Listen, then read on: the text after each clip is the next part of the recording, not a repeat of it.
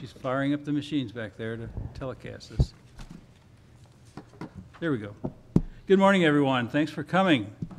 Glad to see the interest in transportation. We were going to need a lot of help on this one, guys, to get this thing passed. Anyway, my opinion.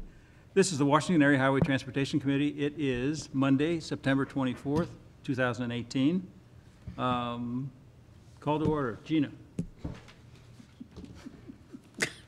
Roll call. You have to give me a chance to get Take your pick.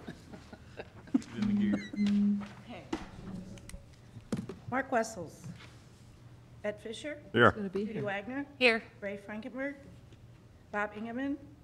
Bill Stratman. Here. Mayor Lucy. Here. Joe Holdmeyer. Here. Danny Cassett. Here. Elby Eckelkamp. Bill Miller. Here. Tim Brinker. Here. Steve Sullentrup. Here. Please stand. Pledge of Allegiance. I pledge allegiance to the flag of the United States of America and to the republic for which it stands, one nation, under God, indivisible, with liberty and justice for all. Again, good morning. We're going to get right to the heart of this thing and start talking about the Proposition D. We've got with us Scott Charton. He is with the what is the name of the thing? Safer Mo Committee to try to get the passage of the 10-cent gasoline tax. Scott, take it away. Thank you very much, Mr. Stratman. Good morning, everyone, and good morning. I'm sorry I have my back to folks, but I hope you can hear me okay. It's not a very appealing view. I am Scott Charton, and I serve as Communications Director for SaferMo.com. SaferMo.com is the campaign committee that has been established to promote Missouri Proposition D on the November 6th ballot. We are in existence because MoDOT would be charged with carrying out and utilizing wisely the funds from Prop D, but MoDOT, of course, and the Highway Patrol don't engage in political campaigns, and so we're in support of them in getting the message across on Prop D. My background, just to introduce myself to the group, and I've met some of you this morning, many of you, and at least one here is a very old friend. I spent about 30 years in journalism as a reporter with the Associated Press, including many years covering the state capitol in Jefferson City. So I actually have a living memory of the efforts we made in Missouri over the past 30 years to take care of transportation. The ambitions, the history, and yes, the failures to provide adequate funding. So this is a cause that's very dear to me as a citizen. I'm now a retired journalist and serving as communications director for this effort. So with that background, and it's good to see Mr. Bill Miller here. Bill and I are longtime friends through my years with AP and his stewardship of the family newspaper. So Bill, it's good to see you. I want to start out by giving you some history about Prop D, but also about how we got to this point. And again, forgive my back, ladies and gentlemen, but I'll ask you to direct your attention. We have to turn this TV on so we can see the it. slides as well. Very Okay. good. Very good. Can you see over my head? Yes, I can. Okay. This is a simple slide presentation. By the way, the slide you're seeing now, you're going to see quite a few of these over the coming days. This is our message, yes on D. You'll see at the bottom, safermo.com. I wish it was bigger, but that is the actual website that we are directing folks to learn about Proposition D, but specifically, and I'll go into this in more detail, they can actually look for their county and for their own city and see what Proposition D would deliver to their hometown and their county with full funding of Prop D over a 4-year period. We'll talk about that in a moment. Just want to give you some history. Many of you, like me, you've lived through the history, so forgive me if you already know a lot of this, but Missouri last raised its state motor fuel tax back in 1996. And we have, I'll come back and give a little history on what's before us on Prop D. But that was 22 years ago when we set a 17 cents per gallon gas and diesel tax. 22 years. That's a generation. lawmakers voted this year during the legislative session to send Prop D out to the voters. And Missourians, as we say, will get to make the decision on November 6th. Now, here's the need. 22 years have passed. We all know inflation happens. 17 cents fuel tax today has lost 60% of its value. So 22 years of inflation means that 17-cent fuel tax is today worth just 7 cents. But you know, inflation has continued. Those of you who are in construction and work in transportation know that the cost of steel, the cost of asphalt, the cost of concrete, those have doubled and tripled during that 22 years because of inflation. Most people have not gone without a pay raise for 22 years. Inflation happens, it's a reality, and it has eaten away at that 17-cent state motor fuel tax. Now, that motor fuel tax ranks 49th in the United States. Only Alaska has a lower state fuel tax than Missouri. But we have the 7th largest state highway system, more than 34,000 miles of state roads. We have the 6th largest bridge system in the United States. Just the state system is about 10,000 bridges. Now, of those bridges, almost 1 in 10 are in poor condition by federal standards. 1 in 10 bridges. 1,200 of our bridges are weight restricted. Now, that means first responders, school buses, ambulances, farm shipping can't use those bridges. That costs not only time and money, especially for the first responders, it could be tragically costly and costing minutes for detours. For all of these reasons, there is a need. We have, and provably, the cost of inflation that is costing us. Now, the answer is Prop D. Prop D, because of the Missouri Constitution, it is in the Constitution. Prop D is going to be regularly audited. The money is constitutionally designated. The motor fuel tax goes into the state road fund, which is constitutionally designated. Now, that can only go for 3 things. It can be used for the State Highway Patrol's actual cost of enforcing the laws on the roads of Missouri. It can be used for roads and bridges, and that's both the local share and the state share. And a small amount, relatively speaking, can be used for the Department of Revenue to cover the administrative cost of collecting the tax, and that is actually capped. This is a motor fuel tax increase of 2.5 cents a year, and it would be phased in at 2.5 cents a year increase over 4 years' time, starting next July 1. That's a total of a 10-cent increase. So we would go from 17 cents now to, by July 1 of 2022, again gradually phased in, 27 cents. Each 2.5 cents is going to cost the average driver $1.25 a month, about $1.25 a month. Over 4 years, that's about $5 a month, or about $60 a year when it's fully phased in. Now, what do we get for that money? We're going to match billions in federal matching funds. Right now, I mean, if I could tell you what the future infrastructure legislation looks like, I wouldn't be standing here. I'd have a road show. But we do know that in the past, these big federal projects have been an 80-20 match. That is a lot of leverage for the money we can bring in on Prop D. That's important. Proposition D, when it's fully phased in over 4 years, is going to bring in a projected $412 million a year. That's every year when fully phased in. Now, under the Constitution, and Prop D doesn't affect this, the state has 70% of that money. Cities and counties get 30%, and they split that 50-50, 15% each. So for the state, that's $288 million a year, every year, that they can put on state road projects. For cities and counties, it's $124 million a year, split in half. So that's 62 million spread to all the cities in the state and 62 million spread to all the counties. Now, if you go to safermo.com, we have a button on there that says, how does your community benefit? And you can click on that. You see the counties listed alphabetically.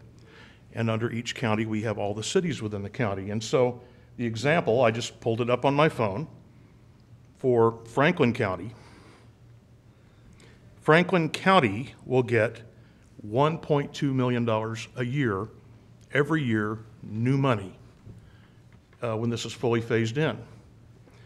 The cities in Franklin County are going to get $753,000 a year among them every year. The city of Washington alone gets almost $220,000 a year, new money every year.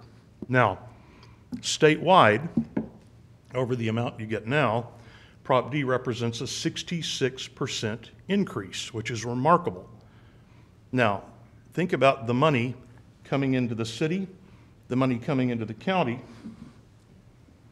The total for Franklin County, all of that money coming into the county and the cities, is just under $2 million a year, new money every year. That is a tremendous infusion of state dollars into your economy. Now, coming in here this morning, I drove over the old bridge and I saw the new bridge. That is a symbol. That really is a symbol of what we can be in Missouri. We have the old bridge, we have the new bridge, which you're all very proud of and which you played a key role in. So we want you to go to safermo.com. If you look at the city-county dollars and urge people to do that, that money for local use is for local decisions on local priorities for local progress. That's very important.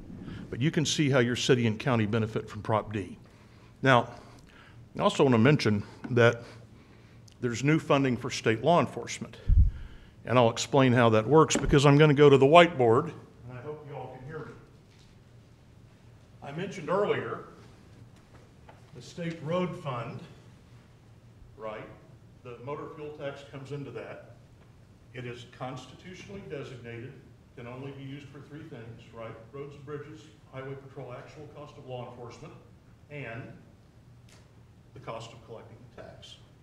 It's regularly audited, so folks know where that money's going. You sometimes hear doubt, all of you do, about, well, what about the lottery money or something like that? You wonder, is it going to go where it's going to go? In this case, these funds can only go for those three purposes. So think of it this way. I've drawn very primitive green arrows here. I'll try to stand over here. It goes to road work, goes to road enforcement with the highway patrol. Here's what Prop D does. We mentioned the highway patrol. The increase in Prop D creates a new lane. Think of this like a highway. Right now, that's the flow. Road enforcement, road work. We're creating a new lane here for the highway patrol. It's going to move over here, and it will have a designated lane, $288 million a year, that will go to the patrol. The patrol wins because this secures a lane of funding for the highway patrol. But what happens, remember they were traveling in this lane, all of this money then goes into road work. So suddenly, this is all road work. And the net increase for Prop D is $288 million a year. The patrol, with full funding, gets the increase, which is $288 million with full funding, but it frees up all of this money for road work because the patrol's already getting money. Does that help in understanding this? I hope it does. So was it not designated to them before? How? It's all subject to legislative appropriation. Oh, currently. And so right now, you have lawmakers, and Dave Henson's here, he served in the legislature. Right now, lawmakers have to decide, well, we got the state road fund money, how much do we give to the patrol? Okay. And there's always the thought that Well, every dollar you give the patrol is diverted or taken away from the actual road projects. So we're dedicating the new funding in Prop D to the patrol. It's creating a lane for them, but it's freeing up dollar for dollar the same amount to go to road projects.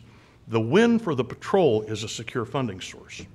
The win for motorists is all that new funding that's going to be freed up dollar for dollar to be used on road work. It's as simple as that, because the money can only be used for that. Sir, what will that amount be then for the road work, once the others get transferred over to the patrol?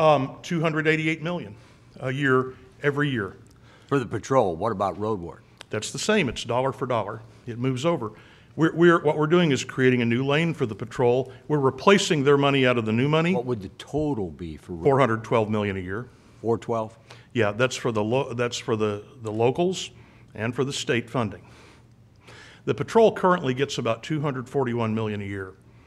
They'll be up to about $288 million when this is phased in. So that 288. Now keep in mind, the money that goes to roads currently under the road fund, it isn't appropriated by the legislature. It just goes in the road fund. It's all in the road fund, and it goes to MoDOT. It's only the patrol that gets appropriation.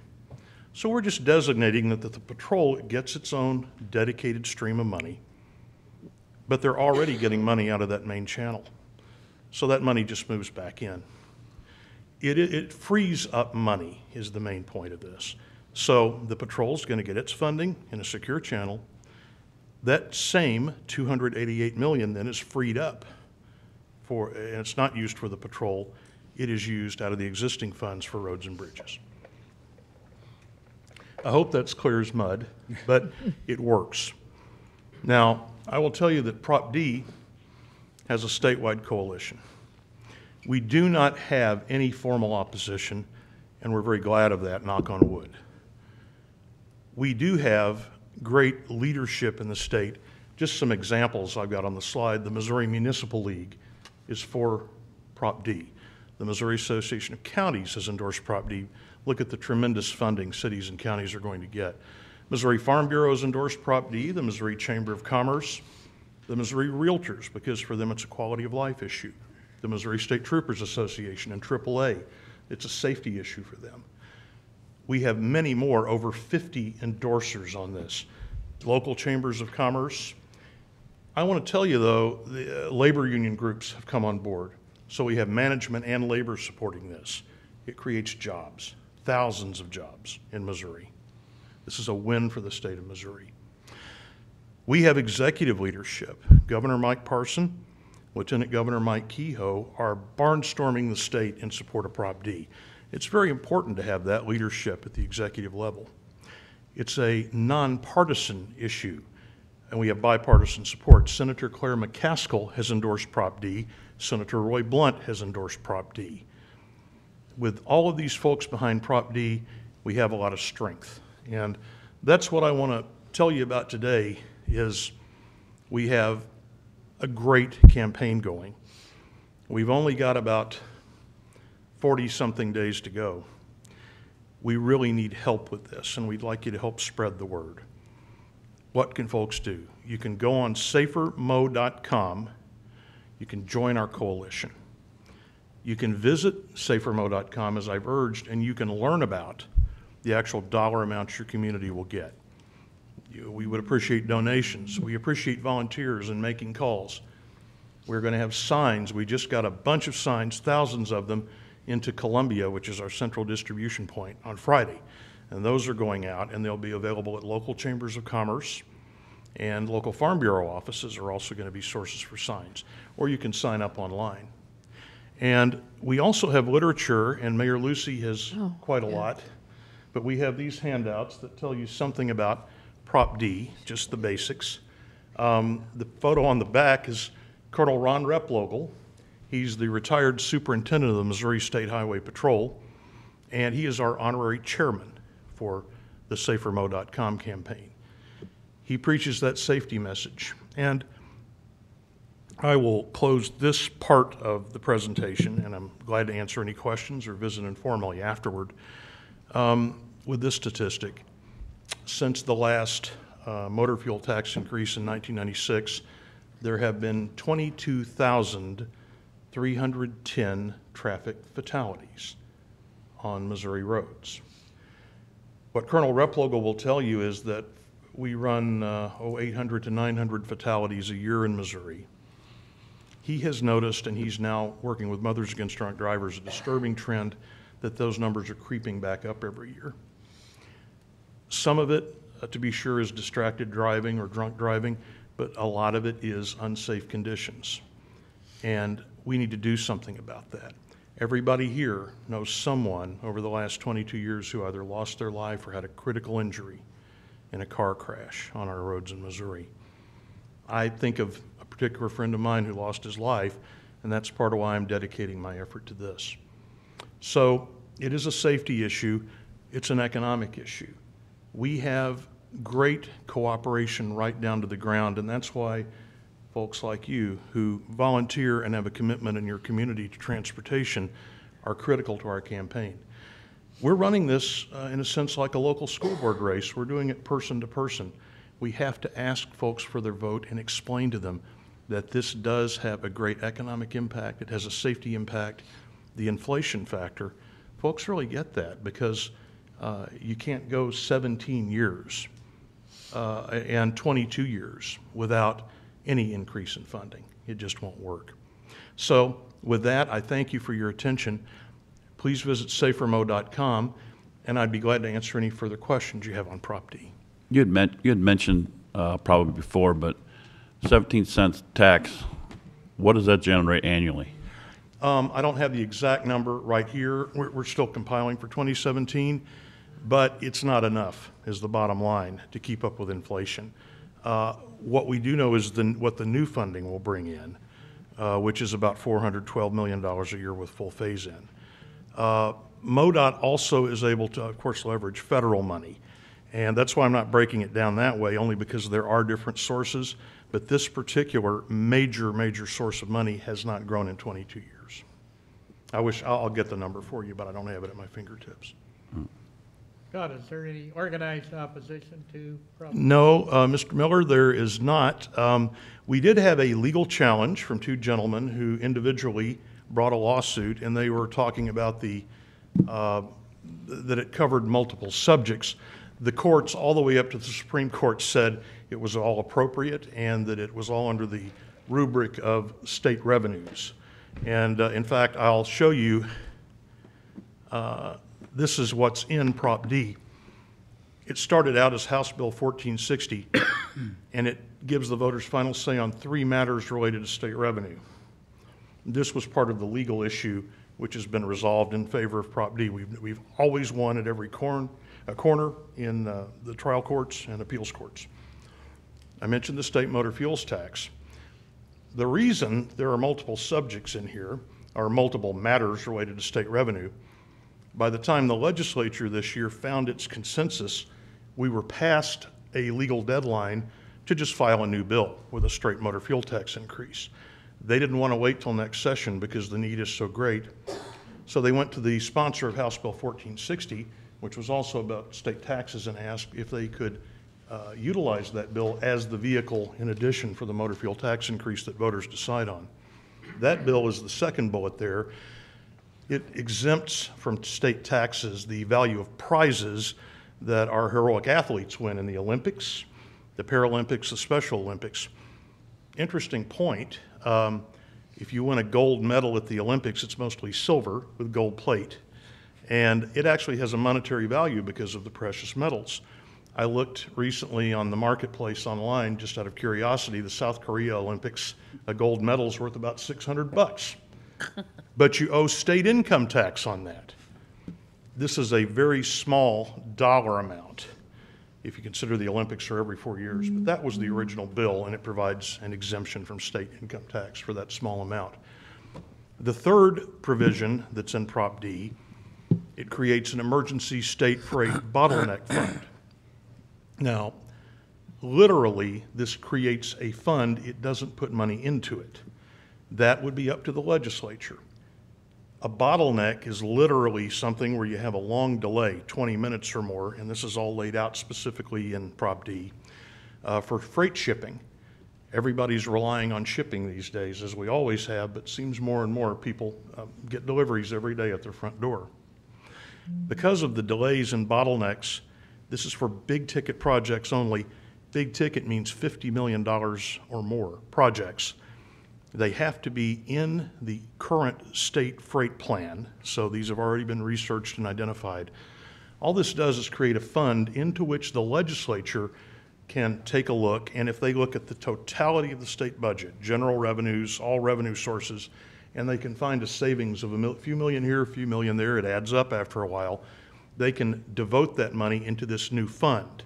Again, it does not appropriate the money, that's up to the legislature. We're giving them a pocket to put it in to address, like a rifle shot, these specific narrow problems that involve the need to add lanes or more space to break through these bottlenecks. That's the third part of Prop D. All of these deal with state revenues, and that's what's on the ballot. Scott, could you give us a briefing as to the timing of all of this? Should we be fortunate enough to have this pass in November? Sure. Implementation would be here, collections begin here. It's Right. not proportionally until we get it, or is it all waiting till the 4-year implementation? Great point, Tim. Thank you.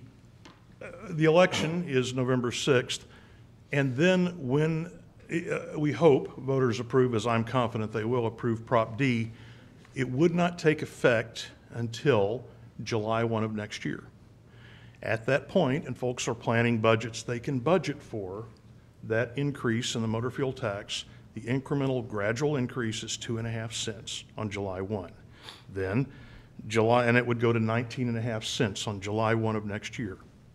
July 1 of 2020, it would add another 2.5 cents to take it to 22 cents.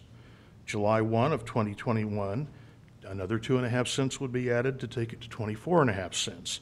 And the final increase would be July 1, 2022. That adds 2.5 cents that will result in the 27 cents per gallon tax. That is the timeline for full funding. Now, the cities and local governments will see some funding coming in as it's gradually phased in, but all of the numbers you will see on safermo.com are based on full implementation, which we would have if voters approve this, and it would be gradually phased in over 4 years. Our own research has shown that voters like this. They like the gradual nature. It also shows us that our research has shown that people accept across the board of all political views that we do have a need in the state.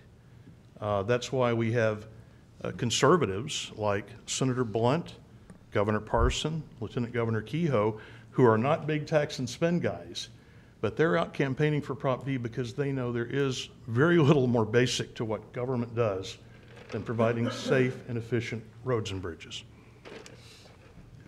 Are there any audience questions? I don't mean to usurp the chairman, but if anyone has questions. Yes, sir, Mr. Fenner. I was involved with the last one 22 years ago. We did have provision for funding out of that 6 that came down to the county level. I don't know how much do we get now, Tim. Had an effect of about around 600,000 overall. When it was fully implemented, again, fully implemented, it was 2 cents. Skip a year, 2 cents, skip a year, 2 cents, with the last 2 cents going on in 96. And so that had an effect of, I think, around 400,000, something like that. So I don't know what it's up to now, but my question is, does that separate pot that's in there remain separate, or does it now become superseded with this? Well, no, what we are doing, Mr. Fenner, is expanding the pie. We're making it bigger. We are changing nothing in the formula that has the money flowing to cities and counties. It will be more dollars coming in. The distribution is method, the formula is not changed by Prop D, and they continue to get that funding. It's just they're going to get more now. In the case of the cities and counties, a 66% increase over the last budget year, which is a pretty remarkable funding increase. I had one county official in rural Missouri tell me this is the greatest thing for counties since stripes on the roads, because they haven't had that kind of an influx of funding in over 20 years. Yes, sir. One of the things I'm most excited about is a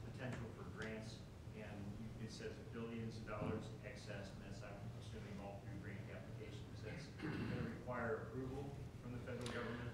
Well, It's the, not just an automatic thing. that is, well, you apply for the federal funds, and MoDOT is a part of that, of course, of that process. I can't stand here today and tell you what that will be because we don't even know what the percentages might wind up being. There is talk of innovative new ways to go about the funding, but yes, you'll have to make a formal step to apply for the funds. Yeah. So my question is, there's nothing that's prohibiting cities from using their portion Correct. to apply for grants too? Yes, the cities get this money, it has to go for, or local governments. It's earmarked because it is state road fund money that's constitutionally designated, needs to be used for roads and bridges, but you do have that latitude to use it for matching funds for road and bridge projects. Yes. Other questions? Yes, sir. Does MoDOT, with this anticipated money coming in year after year, do we have a prioritization list that? That's an excellent question. MoDOT currently works from a, what they call a short-term action, State Transportation Improvement Program, STIP, S-T-I-P is the state government acronym for that. That is a 5-year rolling program. The Missouri Highway and Transportation Commission every year affirmatively approves it, a new snapshot basically of that 5 years. They complete a year and they add a year at the other end, in a new 5th year.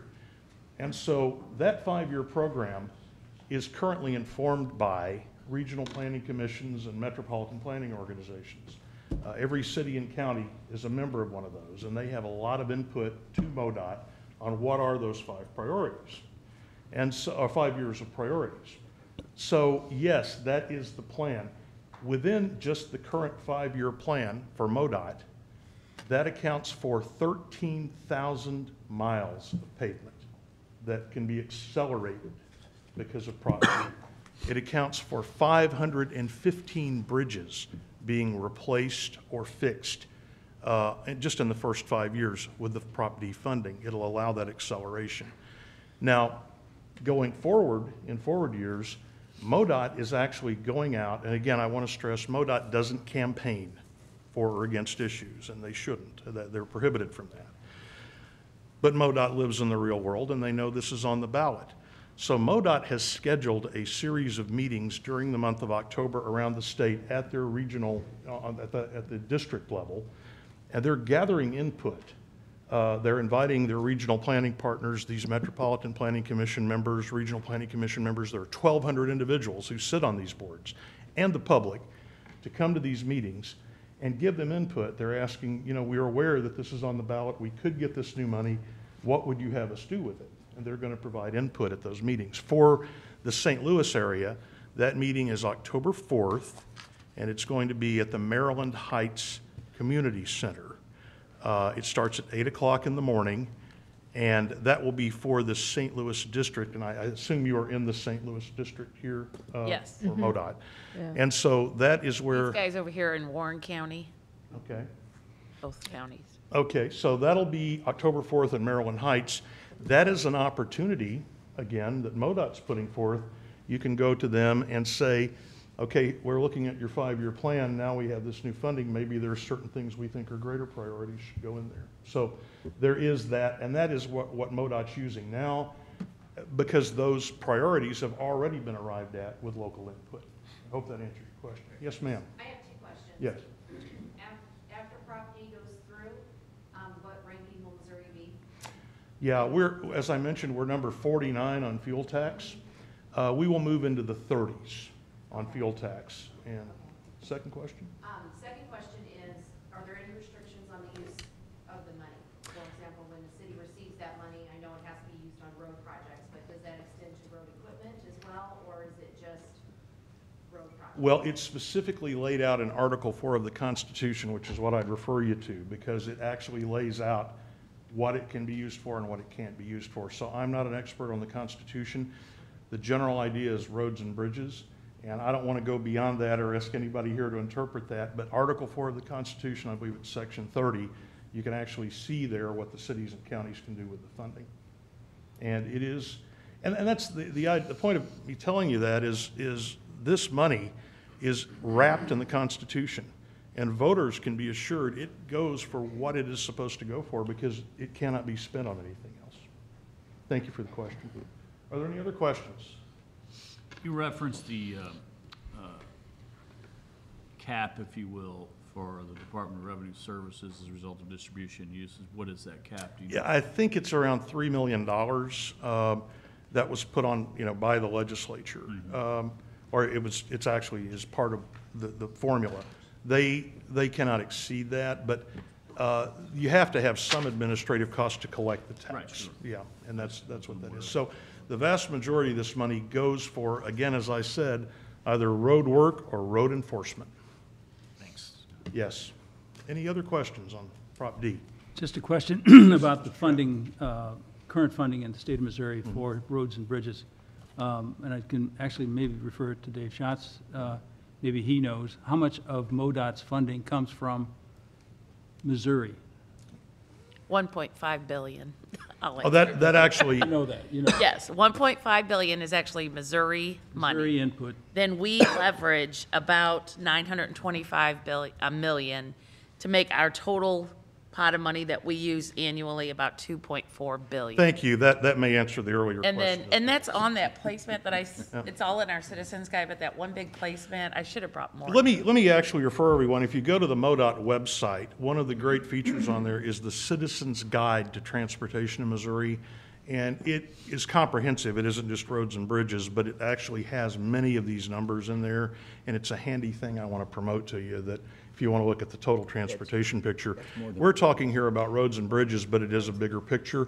But this will get us back and beat the inflation and let us regain purchasing power. That's the total amount of money that comes in. And then that 2.5 that we've already leveraged federal funds for gives us 2.46 billion. Then we give cities and counties 274 million, which they leverage to bring that number up to 422. And they are free to leverage that money and use it as Absolutely. matching funds. And as I understand it, the money's going to go through the same allocations as it Correct. currently exists. So you're going to apply for federal East-West Gateway monies or Boone Slick funds, same type of eligibility on our route selections, those kind of things, as indicated in that. Yeah, we do not change that formula at all. We're just putting more through the pipeline now. And then diesel. Has diesel always been taxed?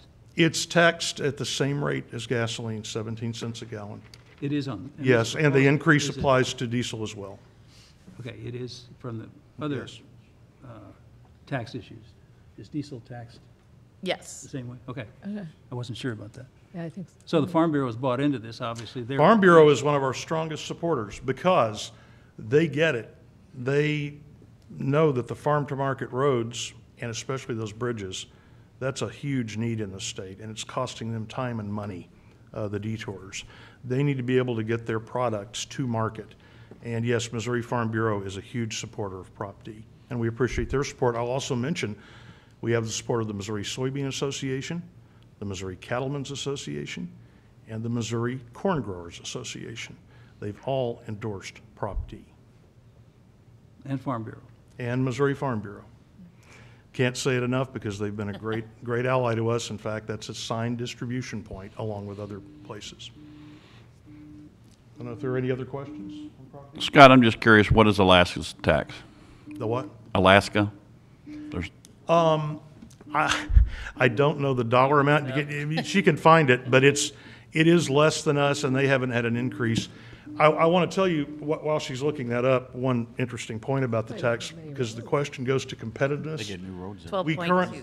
I'm sorry? 12.2 cents. They charge 12.2 cents in Alaska where they pump the oil, so, and bring it in. One anecdotal something, I don't know what else to say, but I have family who live right on close to the river or have lived over in Quincy, Illinois or Chester, Illinois, across the river. Illinois folks come over here to buy their gasoline. It's a lot cheaper, and even with the full phase-in of Prop D, we will still be several cents cheaper than Illinois, which is the nearest competing state here.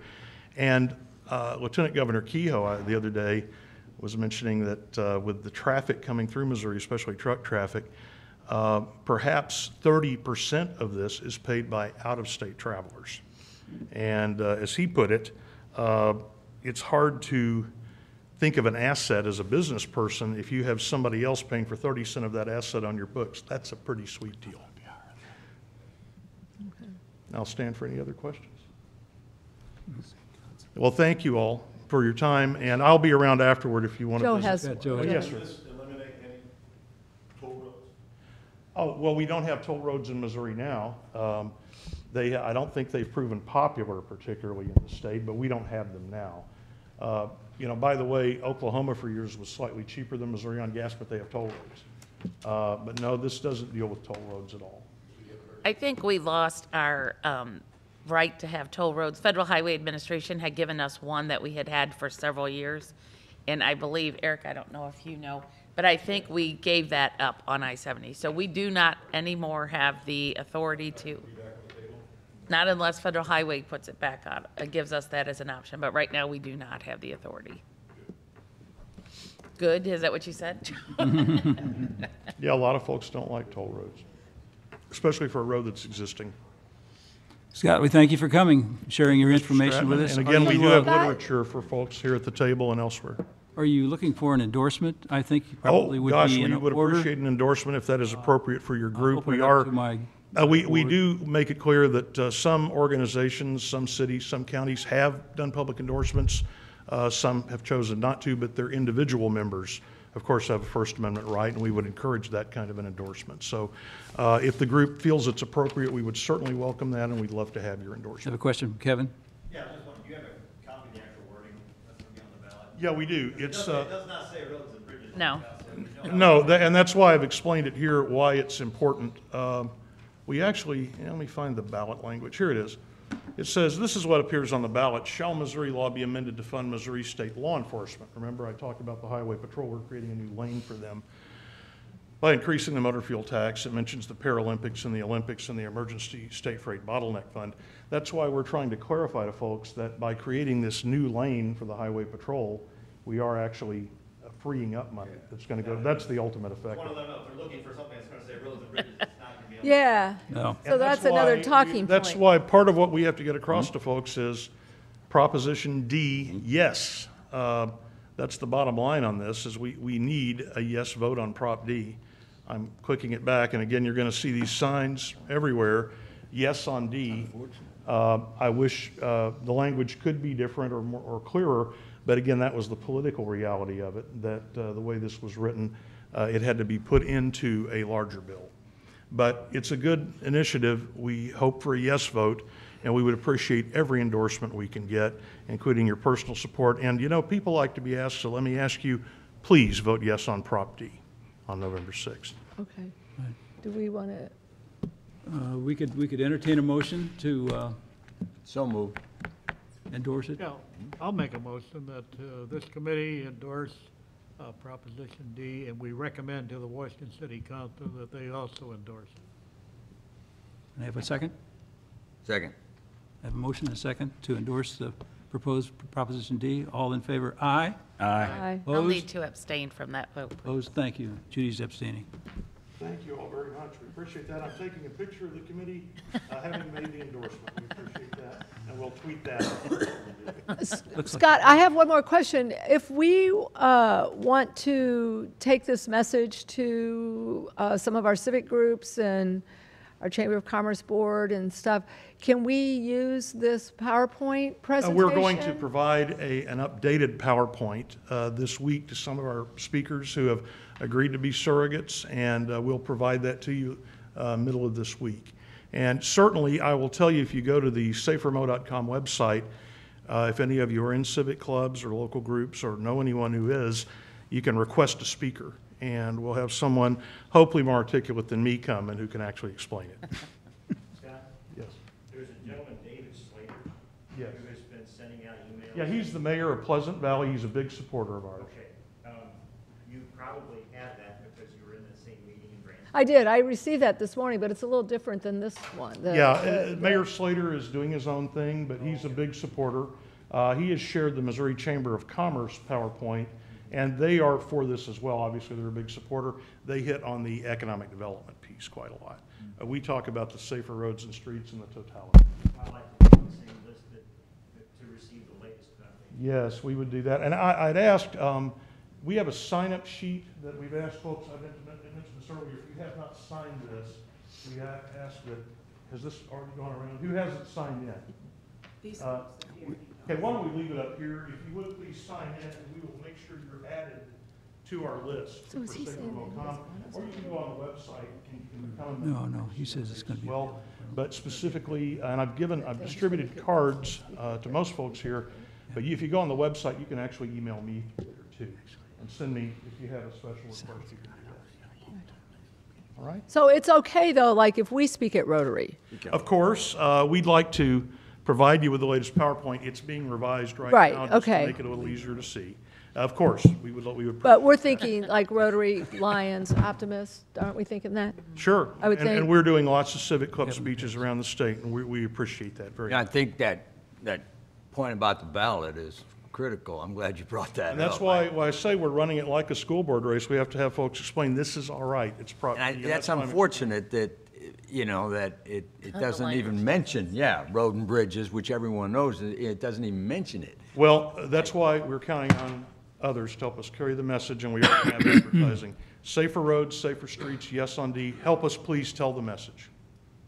Yeah, okay. Very good. Well, do we need to send you a letter that we endorse this? Yes, we would appreciate that. Okay, send it to you. Thank Tom, you, that'd be fine. Tom, you have a question? Tom Fenner? I wanted to make a comment that on the original 6 cents that we put on, there was always a lot of pushback that from people saying, well, you're just gonna raise the price of gasoline too.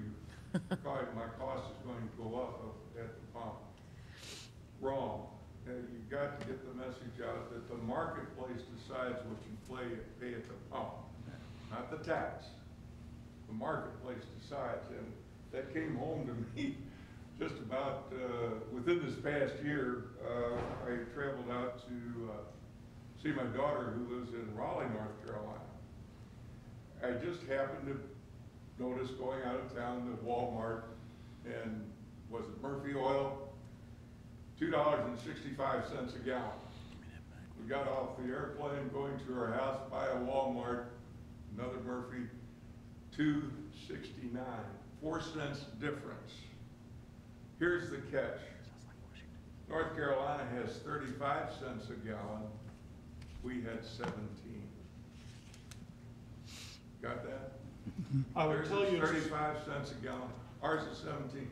Believe me, folks, for 4 cents, I'd like to have as good a roads as they have in North Carolina. and I would add to Mr. Fenner's point, just over major holidays, Labor Day was an example. You probably saw a price spike. It happens with the marketplace that actually overtook what a dime increase would be. I saw that kind of fluctuation. I live in Columbia. So you're correct, it doesn't have to do with the marketplace.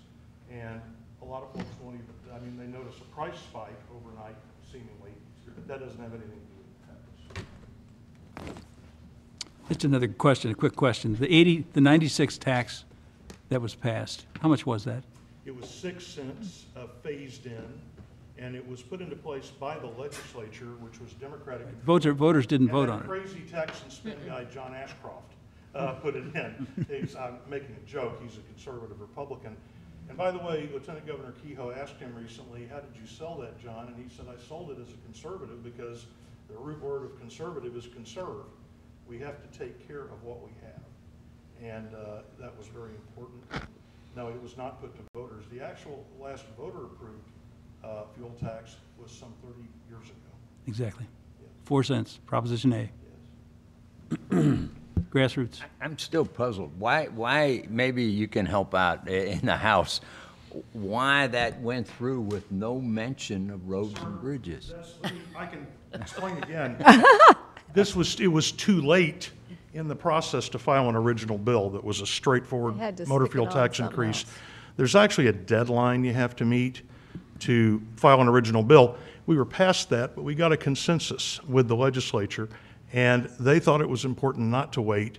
In writing it, you're right, they could have put the word road in there, but the fact is, it's law enforcement and creating a new lane, and the money comes back. Well, I We can't understand change that now in the next 40-something days. What we can do is go to every neighbor we have and tell them vote yes on D, because it's good for roads. safer roads and safer streets. But I get your confusion. That's why we're trying to overcome it. I also think a lot of this changed, the push on this changed when Lieutenant Governor Parsons became governor. I mean, wasn't that all part of the timing as well? Well, That, let me just say about that our prior governor was not in support of this. The current governor is all in on it and knows I mean, what all the kind of critical happened need kind is. of quick. So we need folks to go out and explain to people, help us with this. Mm-hmm. And you're going to see advertising coming up. You're going to see television, radio, digital advertising stressing the same thing, vote yes on D. But we need you to help reassure. There's nobody people trust locally more than their local leaders on this issue, and that's why we're asking for your help. And thank you for your endorsement today. Just a correction, if I may. The 92 plan is where the 3, Correct. It 2, was 2, and phased 2 in came over on. 3 years. And 96, That was the last after- year of the phase-in. after it was defeated, the proposition was defeated 2 times on a ballot before. Prior, Finally, but, and then the finally, legislature came back in 1992 and they put a 6-cent increase on phased in, and it was phased in until 1996. So 1996 is the last 2-cent increment that went into place. check that, because I don't think that's right. Tom, No, you sir, know I that- was there as a reporter, and I'm fact-checking it now. It is correct. It was phased in. That's what made Well, that's what made it 17. Yeah. That's when we went to 17 cents. Well, the question was that the tax that was passed after the tax of 92. There the has been 92 no tax passed The since 92 tax plan, it was debated all over the place. Farm Bureau wanted their share. And Yes, that's when there the was much legislature- controversy about fulfilling the promise of the 92 road plan. That's exactly right. But the last motor fuel tax increase came in 1996. But I think what happened was MoDOT came up with the 92 plan at the same time the legislature was debating the actual 3. Yeah, 2 look, cent there tax. was an actual, I was there and So we covered put it a list together and the legislature actually approved the gas tax. with a project list. That's correct. With the project list, that's exactly That right. was the 92 I don't remember it plan. that way, but I do remember the project list. Yeah, The that was project all at list- the same time. What the project list indicated was that all the projects that were not completed under the 92 plan were going to get first priority for funding out of the new money. And there's lots of those items still out there. I don't know how many are still out unfulfilled from 1992. I know that priorities change in Well, no over question 22 about it. years. No question about it. And so I don't know what's in the All five-year step. I'm telling you versus is research it to be sure that you've got your numbers right and your dates this. right. The because- numbers are absolutely correct because that's what we do. But I'm just telling you, sir, that we have not had an increase in funding since 1996, 22 years, and inflation's eaten away. What was the proposition? What was the It proposition? wasn't a It was not, it did not go to voters, sir. That was not a proposition. We had Amendment 3 that helped with bonding that was subsequent. Proposition A, it was before all this. That was 1987, sir. 87, that's the last Yeah. time monies were approved. By voters. By voters, yes. And then, that's what I was mentioning, that it was more than 30 years. So it's about 31 years ago. But the 1992 proposal is the last funding increase we got, and the last element of that was phased in 1996. And that was the legislators did I that. don't disagree with that, but it's a little misleading. Those are the actual numbers. That's fine. Okay, are you going to hang around, or do you need to move on? I'll be glad to hang around. Okay. Okay, thank you. All Thank right, very you. much. Thank you very much.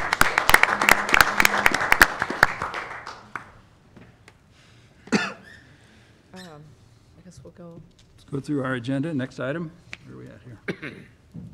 Amtrak. Mark? Yeah, just one point. Christy Jameson has always been our contact with MoDOT for the railroad work. Eric Curdy, that you all met, is he's multimodal.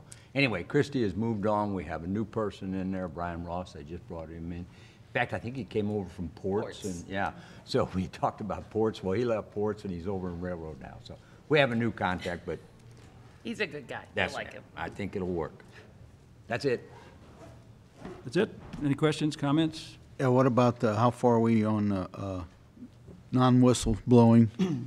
You can report on that? Yes, the latches and signage, I have them in my office right now. Hopefully we'll get those installed by midweek, which that will fulfill the concerns from the diagnostic review, which is where all the entities come together to review infrastructure upgrades. I have the notice of establishment, the NOE, which is Federal Rail's official document that we send out to all the stakeholders that say Washington is now a quiet zone. That is at FRA getting reviewed right now. I would anticipate us filing that potentially by the end of the week.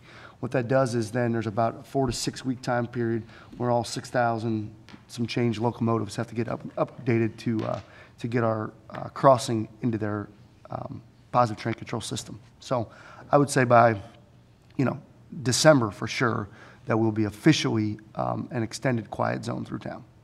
So I'll just stay patient, and we're definitely working through that. Thank you. Any questions for John? Hearing none, Highway 47 Bridge. Judy, I guess. We had our last, our last deck pour was last Thursday, which went very, very well. So we have 2 more deck pours to finish out. And Gershner Electric's working on 3rd Street, actually on 47, to work on the signals at 3rd Street. All the drainage is in, so once Gershner's finished, then we can start doing all the side work on the south side. Hopefully, they'll start paving on the north side here in the next month or so to get that connection in, so. Very good. Nothing else? Just a reminder, this ceremony to cut the ribbon will be December 1st, Saturday at 3 o'clock. And hopefully that following week, December 3rd, is over the night, is when we will open to traffic, so. Okay, very good. It's exciting. Yes, very. Franklin County Transportation Committee. Highway 47. Highway 47 Committee, I'm sorry. The Highway 47 Committee, I believe there was a stakeholder meeting with MoDOT, and the county. And then we all also the had the entities. public meeting. Correct. A week ago Thursday night. Yeah, the Lockmiller Group did an open house forum last Thursday from 4 to 7, with which they put forth the proposed plans, or the analysis, and it was fascinating. They gave the data and put it out there from 47, from Washington to St. Clair. They gave you a card when you walked in. You had, I think, I don't know, it's 50,000 or 50. You got $5,000. $5,000, and they give you options of what you'd prefer to see done in both short-term and long-term objectives. The short-term objectives were little nuances such as a bridge over Country Club Road or an outer access road along the multi-point access points, and widening and adding a lane here and there. But it was very fascinating and very well done, actually, in terms of allowing the participation and encouraging the participation from those that attended. So, and then on the long-term objectives was obviously the elephant in the room was the 50-47 intersection, and what is the best or your desired option. And there's one where it goes around the east portion, it goes around the west portion, or it goes similar to what it is now. So you have your options at various costs to participate in that. Those results of that forum have not obviously come back yet, but the analysis is there. We are getting very close to having a true recommendation come forth, the result of that group. And when we do, the study and analysis will be done. We'll have something with which to hang our hat in pursuing funding / furthering the ability to widen and make 47 safer throughout. Tim, did you hear any negative comments? No, sir. No, sir. And I think it's to the point, look, it's progress. I think those that attend are looking at it going, yeah. Yes. I mean, everybody, if somebody doesn't recognize the need to fix this thing, they're not recognizing. Well, Lockmiller did a great job of identifying, where the problems were. Yes. And that was the key. It was a good deal. And the general public recognized that fact that some of these problems could be I agree. worked on in the future. So that was great. They did a nice job. Anything else? Speaking of Franklin County bridges, Tim, on the bridge replacement throughout Franklin County, where does Old 100 stand on the list? Old 100 by Seco? Yeah. Whatever it is now. I don't know where it is on the priority list, Steve, but I could find that out. Get with Ron Williams, our highway administrator, and see where it is on the prioritizational chart. Thank you. Is it low posted now? I don't know if there's a load restriction or not. I don't think it is. I think it's rated at 31, 32, and I think the new ratings actually come out next year. So I don't know if it's going, I couldn't tell you. Because they did Jeff County this year. Yeah, I wouldn't know. It's not on Washington's list, and I'd have to check with Ron to get that information, so I don't know that. But it is a vital Yeah. thoroughfare into the city, so. Any other comments, questions? Hearing none. Franklin County Transportation Committee. Yes, we met last Thursday. The topic of discussion was Proposition D, obviously, was a big discussion item. We also voted for our grant, our annual grant program. I think it was $42,500 was distributed to every entity that had a request in. So the idea that, second year in a row, the concept was to share the money around, which is a interesting way to do it, but at least we get a piece of the pie. So we were able to get $42,500 that would be earmarked from Washington to the sidewalk project on West Main, which is currently just to leverage some additional funds and offset some of those costs, local funds. That is an 80-20 through, they're called non-attributable funds, which is a funding source that we lose in 2019. And it's about a $225,000 project, and it is currently at MoDOT review right now. So it's just, it offsets some of our local match to that project. Well, again, a testament to Franklin County is you don't have any big projects, really huge projects at the county level, do you? Other than Highway 50 and With the county itself, I'd have to defer. But we will always have I know you'll always have. small But bridges. what I'm saying is replaced by and distributing it, Crossings and things like this. things like the Bend Road Bridge is done. Right, that was the last. That's a big one. That was a Major That was a major. Most major. I think one thing to add there is, I mean, for Washington itself, I mean, Washington, all of our bridges are rated at 70, I believe, and above. And quite honestly, a lot of them, I think, are up in the 90s. I mean, the city's done a good job of replacing them over the past 10 years. So, Any comments, questions? Judy, nobody? Eric from across the river? I don't have any new RJ. updates, but Mayor Lang, did you? Yes. If you want to, Dave, come up, Dave. Dave, come on up to the podium. They record it, Dave. Yeah. sorry, Mayor. I'll bring it to you again. I just wanted to come and make the Transportation Committee aware of a situation across the river about flooding when it closes the bridge down. The new bridge is gonna be nice, but we have a couple weak spots that I've met with Eric on and we've discussed. One of the main ones is at Dutso, where years ago, it used to go down to one lane right to the right of 47 when you go into Dutso. MoDOT corrected that by raising 94 from 47 all the way to the Katy Trail, or the old railroad tracks. Okay, that's to a protection level like 489, I think. Well, that's the same elevation that the highway is at Augusta Bottom Road, okay? Well, in 2015 and 2017, the highway, MoDOT set up their traffic signals right past the deli, between the deli and the old barber shop. There's two curves there that are skewed. Well, the water starts coming on the road, goes down to one lane, they put the traffic lights up. I think they manned them 24 hours a day, you know, a lot of overtime hours, a lot of money spent. Eventually, the highway got shut down for a couple of days. It's something I don't know. I'm just looking for support from the committee, or, you know, whether it's financially or just in spirit or whatever, to try to get this problem fixed. I don't think it would take a lot of funding. Eric and I have looked at it a little bit. I don't think there's a flooding issue. I think one of the things you have to take a look at is the hydraulic impact. Is probably the next hurdle before you make adjustments to 47. Right. Would have to be taken a look at. I don't know, Julie, So are if you you're aware of talking the problem. about, Excuse me? 47 or 94? Because 94, as I understand the area where it keeps going over, it's super elevated. And so one lane is getting closed on 94, correct? Correct. Is that what you're talking about? And then on 47, the entire roadbed goes under, right? Yeah, it's a tricky issue. 47 will go under from Dutzo towards Marthasville, but you can keep access open to Washington if to a higher level. Okay, the levee in 2017 got to like 3410 at Herman, which we always go by upstream flood numbers, but the tree lower levee protects that area, or the Washington Airport, everything to like 36 feet. Right. Okay, this is a weak spot. If it goes over that 36 feet, it ain't gonna make any difference. There's gonna be 5-6 feet of water at the airport, you know, and all over.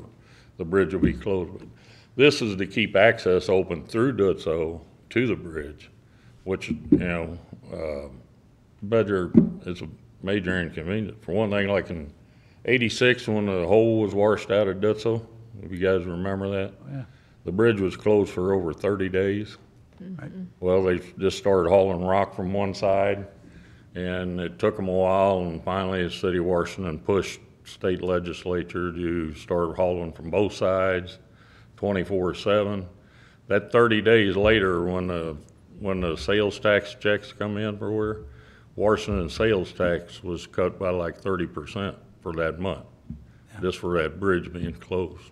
So it affects that. It affects medical entrance, safety, everything. Try to keep that bridge open. I don't think it would take, I don't know, just that, what do we, 50, 100,000 or something, if that? I think the biggest cost would I think so. be the hydraulic study. The hydraulic study would cost more than the construction, probably. See, when you, Well, when- again, on the hydraulic study on 94, that's a whole separate issue than it would be on 47. Because Right. the Northeast District just added 47 to study it, to Okay. the tip.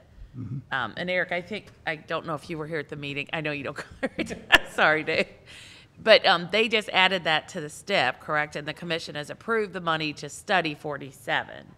Now, the little piece of 94 that we're talking about just to keep it open, that's what you're talking about going through? Right. Yeah, that section of 94 would have to be dealt with separately. And one of the hesitations that we as MoDOT have as far as trying to just go in and raise it or sandbag it, when I personally was out on the 55 flood New Year's Eve a few years ago, and we sandbagged and we were holding back 2.5 foot of water on the upstream side of I-55. Since then, we have had 3 lawsuits now because we backed up water onto individuals' homes and so forth. So that's why we can't just, I mean, it seems so simple for us just to go out and add mix and raise it up a little bit. But once you start holding back water, that's when we have to really do the hydraulic analysis to see where that water is going to end up. Is it going to flood fields? Is it going to flood homes or businesses? And that study is really where we need to start with the 94. And I don't know, you know, with Boone Slick, if they've got any kind of grant funding that you could, yes, there was grant funding for flood studies? for the study. Because I know East West Gateway is not looking at flood studies. We just changed our goal in our long-range plan to include economic impacts and what was our fourth thing? Reliability, our roadway reliability, which now MoDOT Commission can say reliability is flooding. So if it's flooding, it's not reliable to our Missourians. So now we can start looking at those kind of things as that study is to see what actually we could do there. Right, well, hydraulic wise, I don't think it's gonna affect anything, because the water's gonna back up the same on both sides of that highway. That's right, that's right. I mean, you're not going any Right. higher than what, you already have, what, a half mile of highway that MoDOT already raised. They just didn't finish the job. If they went another 400 feet, we Yeah, wouldn't right have, there in Dutz. we wouldn't have this problem, you know? That section didn't change the hydraulics whatsoever, so I don't think another 400 or 500 feet would affect it, but, But it could be a relatively easy study then if, well, that's true. That's true. but I can guarantee you we won't spell state or federal funds on it until we do that study. I mean, the water, there's no sense in going any higher than what MoDOT's already done, you know, and it's the same elevation as it is right at the bridge. Right when that's a we were problem. chosen, right when we were closing at Dutzo, we were getting ready to load MoDOT trucks with our city backhoe to build a berm right down there by Augusta Bottom Road. But with the liability issue, the water was on the white line. They said, no, we got to shut the bridge down. Yep.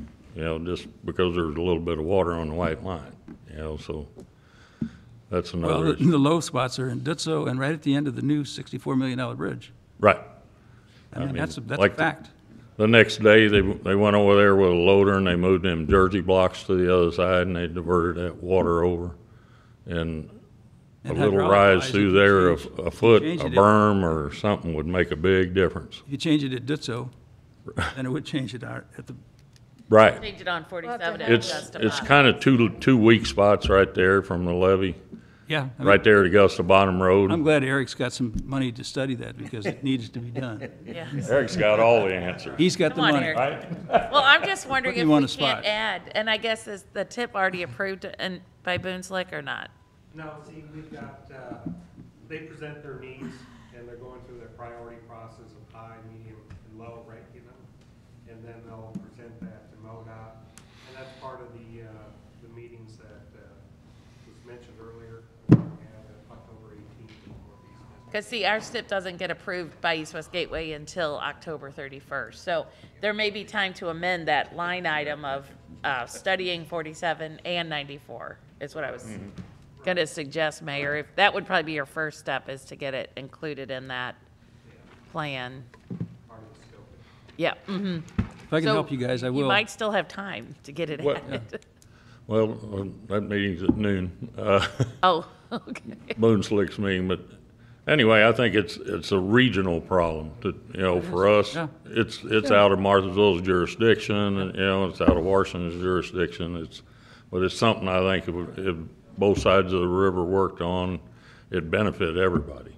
The school district as well. School district. School district, medical, Mercy, everybody coming and going and working. Keep people from driving around, keep MoDOT from spending a lot of overtime hours when they gotta go down to one lane, stuff like that. It's not a catch-all. A causeway will keep the high, you know, would be the eventual answer, okay? But this'll raise that weak point, or would raise that weak point up till you lose Street Lower Levee. If you lose Street Lower Levee, you need a causeway, because it's gonna be Gotta deep. move airplanes. Thanks, Dave. Thank you, Appreciate Thank it. you. Appreciate Thank your you input. for your Keep us posted. I think Scott has got a comment to I make. was just going to mention Mayor Marthasville gets $18,000 a year, new money every year. under There you go. Prop D. That's the price of a study. How much did Dutso get? I cannot, I'll defer to the MoDOT officials on how that fits in the rubric of roads and bridges, but that would be really nice for Marthasville. There you go. As a city, we haven't endorsed Prop D yet, but personally, I'm in favor of it, so. Thank you, Mayor. Like that would help. Hey, Kevin, how much does a hydraulic study go for? 18,000? I drove this section 94 when the water was up, and it isn't the super elevated section. It just hits that lower lane. So to raise the lower lane, you're not blocking up any more water. You It should shouldn't. be pretty easy to handle. It should be. It's really skewed back there, but. Yeah. The water's blocked, it's not flowing over the road. You hope that it Well, it's stops not when it going gets to the over. white line, but that's not true. Good. Eric, it's you. Take care of that, Eric. I Piece of spent cake. 65 million, it's your turn. Piece of cake. Okay. Any other comments, questions? Hearing none. Airport? Anybody? Sully, anything new from the airport? I'll just give you an update. We're in the final phase of getting the concrete removed and replaced. There were 15 panels that were cracked and insufficient to the specifications, so we did have the contractor remove and replace them. We are significantly behind schedule. We're working diligently with CMT, our consultant, on closing that project out. There is access to the fuel stations. It's not it's not the best access, but we're making it work. I noticed from the reports that the fuel usage is up, or fuel sold is up the last several months.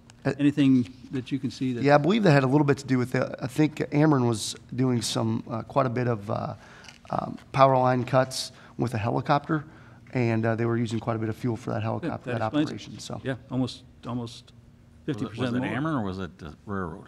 I think it was. Railroad. Oh, there we go. It was railroad. Good. The other thing I wanted to mention, the loss of the 2 lives over at the Festus Airport. I know I've been getting a lot of questions about the electronic remote control of turning those runway lights on. Does Washington keep their lights on 24/7? We do, You do keep them I on? believe. Oh, The runway lights, lights. runway lights. Runway lights are keyed, just like, So Festus is the same way. I was just curious because I had someone ask me and I was like, Oh, I was Used to thinking be like night. Yeah, I'm sorry. Joe, they used to be like that. Now they're 24/7. I thought they were. the runway lighting. They used to be activated by. Yeah, they used to be activated. Runways. So Festus is still a smaller private airport, but the gentleman that just bought the plane, was very experienced and was bringing it back from New York. And apparently he or his son were texting his girlfriend or wife, and she went out there with flashlights trying to show him, and they missed the runway. But because they were having electric issues with the new plane, a used plane, they couldn't hit that remote or key or whatever they used to turn those lights on.